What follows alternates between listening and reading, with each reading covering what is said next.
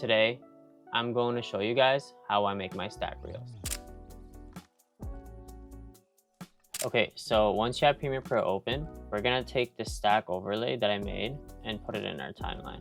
To make your timeline, you could go Command N or Control N and make sure that your frame size is in 1080 by 1920. Once you have your sequence made, you're going to have the stack overlay on top, and then you can start putting in your clips. So start with the first one. I want to start with a wide shot. I'm going to slow this down. This was shot in 60 frames per second, so I can slow it down to 40% speed, where I wanted to start, so about here. And then, so the purpose of the stack overlays is you want to keep your clip within those guidelines. So in effect controls, you're going to change the position to position your clip within the frame. And then you see how we have that extra part.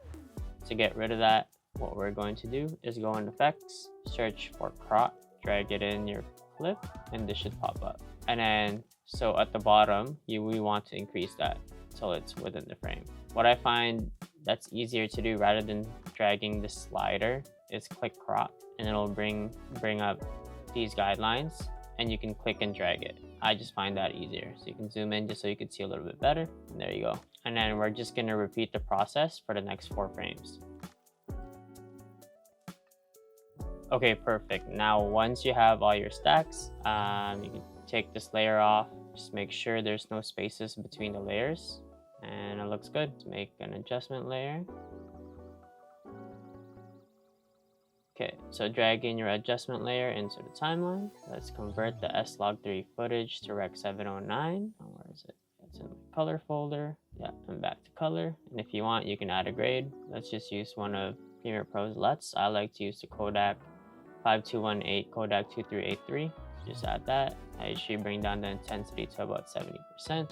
And then lastly is just adding text. So if you guys see my stack layers, I like to add text as well. So to do that, just press T on your keyboard. It'll bring up the text, and then you can do whatever text you like. So for this video, I think, what was I going to add? I think I'm gonna add bop and bam. So we're gonna do bop.